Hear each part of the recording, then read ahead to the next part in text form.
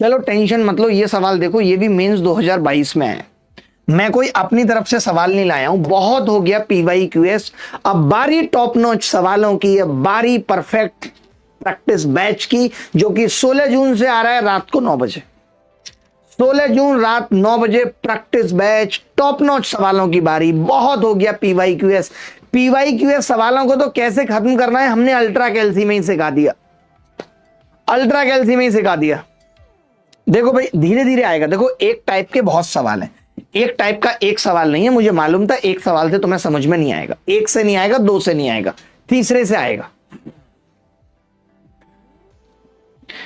एक परीक्षा में उत्तीर्ण होने वाले छात्रों की संख्या और अनुत्तीर्ण होने वाले छात्रों की संख्या का अनुपात 25:4 है। यदि एक और छात्र उपस्थित होता है और उत्तीर्ण होता है, तो इन्होंने यही पूछा है, इनिशियली पूछा है कि भाई प्रारंभ में बताओ उत्तीर्ण होने वाले छात्र और अनुत्तीर्ण होने वाले छात्रों की कुल संख्या के बीच का अंतर बताओ, ये पूछा अंतर। तो मैंने देखा कि यार ये अनुपात था 25 और 4। अगर इन दोनों का अंतर पूछा है, 25 और 4 का अंतर पूछा है, यानी 21 की वैल्यू पूछा है,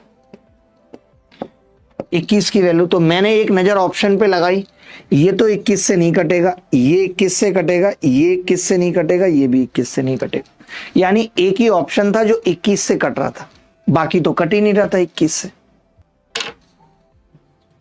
प्रॉफिट लॉस नहीं समझ आ रहा है, सब आएगा समझ में यार, सब आएगा समझ, चिंता क्यों कर रहे हो। ये शर्ट अच्छी नहीं लग रही क्या? देखिए अपने को नई पहननी होती है, आपको पता है नई पहननी है, अब चाहे अच्छी लगे या ना लगे इससे कोई मतलब नहीं। अच्छी लग रही है, पास से देखेंगे तो, उस नजर से देखेंगे तो अच्छी लग रही है। ये सवाल मैंने देखा यार, ऐसे सवाल पूछे जा रहे हैं। ये CGL प्री 2024 में पूछा गया, ये तो मैंने पहली क्लास में भी आपको कराया था कि ऐसा सवाल नहीं पूछा जाना चाहिए था।